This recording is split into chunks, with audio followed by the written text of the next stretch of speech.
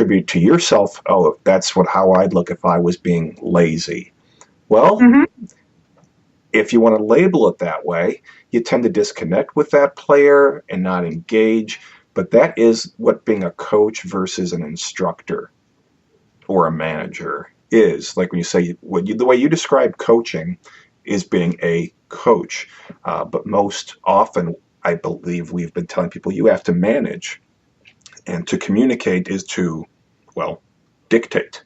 Versus, sometimes you got to look and listen and maybe just ask some really open-ended questions to get to know these kids and realize, oh, I see what's going on now with this kid, whether they're afraid or just distracted. We don't need to be all things to every kid. We can't be, but like you say, it's what's important to them. And with that, I want to move on to, something that I dug into your blog, a post from a couple years ago about an action plan. But there is a key thing in there, and you talked about everyone having an action plan, but it revolves around what you described as how I believe you're serving these kids as a coach and now with PCA, but finding out what's important to them and how to get aligned with that, because there's saying what's important to you, but you can still be disconnected. So I'd like to turn it over to you on that and hear your thoughts on that. Yeah, and the whole blog article with that, and I actually did a presentation to over 200, 300 New York State student athletes on this. Is about creating the action plan. It's kind of like the GPS to your life. We say we want to be a good athlete. We say we want to be a good person. We say that we have good values, but we never really take responsibility for what we say. And it's, we see it all the time. We see it with our youth. We see it with college students. We see it with adults and in their careers. And it's interesting because I sat down with a mentor of mine after I left coaching, and I was really, just exhausted. It was the end of the season, and he's done a lot for me. And so he was the first person that I went to immediately after, my time was up at the university that I was at, and I went to his house. I didn't even know I was coming, and he literally sat me down and spent 5 hours talking. He's like, first of all, you're going to be okay. Things are okay. And then he's like, the first thing that he said to me, he's like, if you didn't make a dime from here on out, he's like, what is it that you love to do?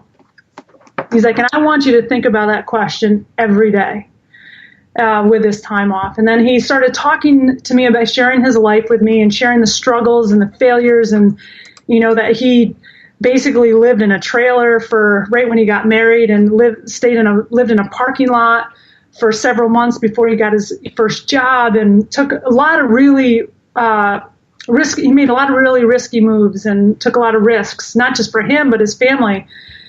And he said, I started to sit down and creating this action plan for myself. And the first thing that he said is, he goes, Miss, you really need to find out what is most important to you. And I always knew what was most important to me, but I never really wrote it down and physically saw it on paper so I could really kind of hold myself accountable to that.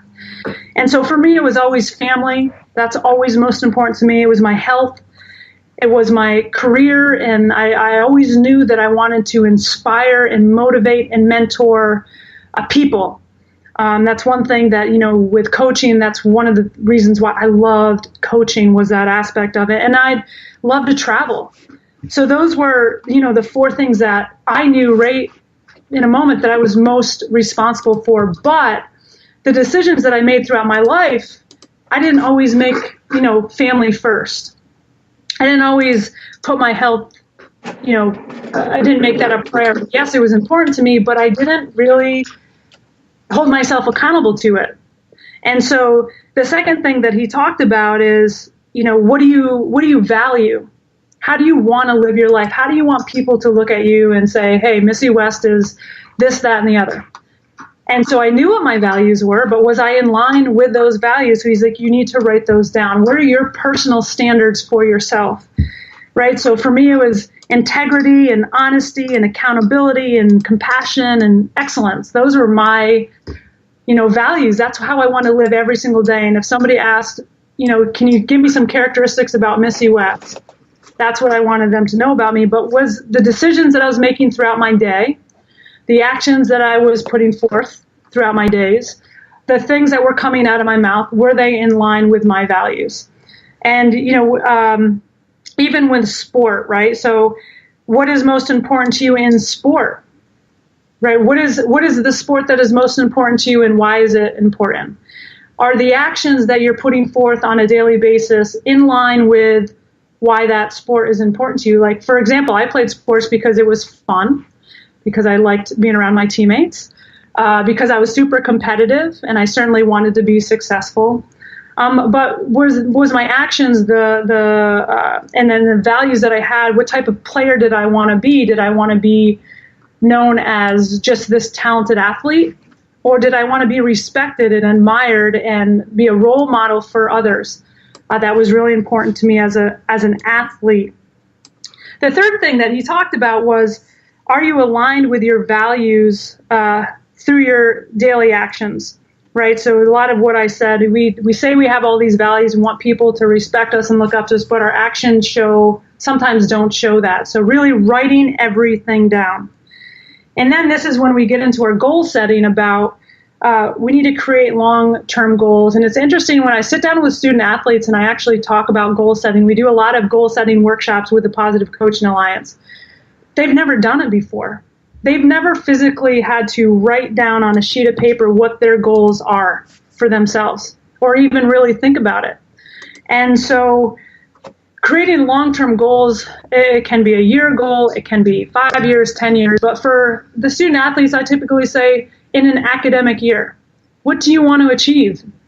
And it can be, those long-term goals are based off of what is most important to you. So maybe what is most important to you as a student is your academics, is your family, is your sport, right? So you create your long-term goals. You create one long-term goal for every item that you think is most important to you. So, for example, if family is most important to you, maybe your long-term goal by the end of the academic year is to have a better relationship with your mother or father. All right, and you need to be specific about it. What part of the relationship do you want better? If it's sport, maybe you want to become the captain by the end of the year for the following season.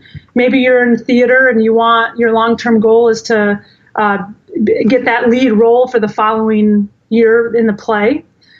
So there's a lot of different long-term goals that you can have. Do you want to increase your GPA? I always I think academics should be one of their things that are most important to them. Do you want to increase your GPA to a certain level? Do you want to be on National Honor Society?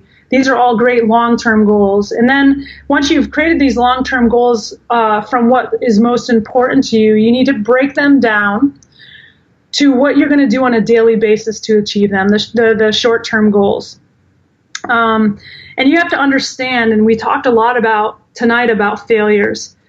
Your long-term goals throughout the entire academic year, you're going to fail multiple times. You're going to wake up one day and you'll be like, man, I didn't work towards my long-term goal, or I either lost a game, or I had a rough day, or I got an argument with my parents. Something happened, and you're going to have setbacks.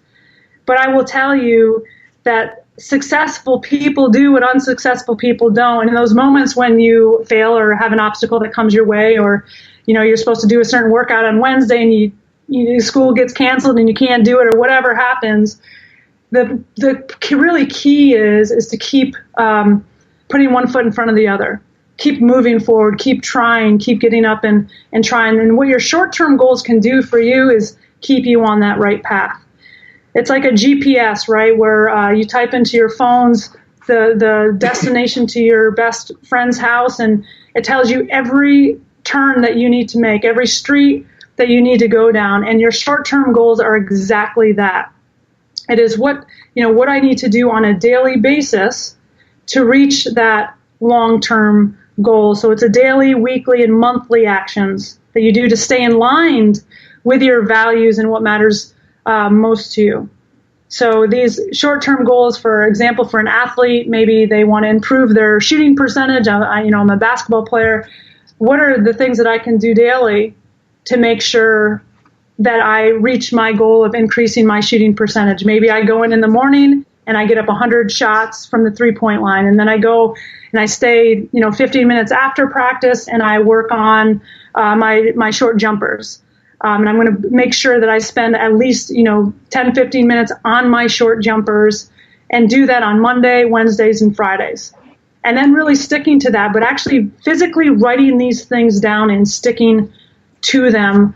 I think too many of us, we don't, we say the things that we want, but we don't know how to hold ourselves accountable to them. And when we physically write them down and make a plan for ourselves, it's incredible what we really can achieve. Yeah, I completely agree with the writing down part, because talk is cheap, and Yes. the words do roll right off our tongues, and we can say, I'm going to do that, but it's not sinking in. And there is something about seeing it written down. I do it a lot, and there are certain times that these things are important to me for a while. I'll carry that piece of paper around, and eventually it gets lost or goes through the wash, things like that. And it's a simple, but it really is an important technique to make it real. Unfortunately, as always, this hour has flown by, but before we give some final information, how do you have any advice for those out there working with their players when you say, hey, what are your goals? If all of a sudden when they see these goals being written down, they look like somebody else's goals, like some other kids, someone on TV, or their parents. How do you address that, if you've ever seen that? Yeah, you actually see it all the time. And this is where, I do think there's a time at the beginning of the season where you need to take time with each student athlete and get to know them. And then when they say, they have this, a lot of them set really kind of either unachievable goals, something unrealistic that they're, possibly by the end of the year, as a coach, man, that's going to be a tough one. But instead of saying, man, that's going to be a tough one, it's really, okay, explain this to me. Let's break this main goal down. And when you start actually picking it apart and allowing the student athlete to break it down, I like to use the pyramid, kind of like a pyramid, like John Wooden's pyramid, right? And have it broken down where you have your main goal up top, and then you continue to break it down on different levels. It comes to a point where they're just like, man, I can't. Maybe this isn't a good goal. But I think it's really important. Those moments, especially as a coach, if you've gotten to know your player, if you've spent time with that athlete to get to know them on a personal level, you will know when they write a goal that's not their goal. And again, it's allowing them to kind of talk through the process. It's not saying you dictating, like you said, that's not a good goal for you. That's not, are you crazy? You don't make them feel crazy for having that goal. You just simply talk them through that so you make sure that eventually you get to a goal that you believe is achievable for them, realistic. It's specific, right? It needs to be specific, it needs to be achievable, and it needs to be measurable. So throughout their year, they have these little, and when you break it down, you have these little markers. So, when I get to, in basketball season, when I get to December, certain positive things need to be happening, little successes along the way. And I think a coach can really guide them to make these measurable moments for them. So it's like, they believe in themselves. But I'm huge on communication because I think we really lack it.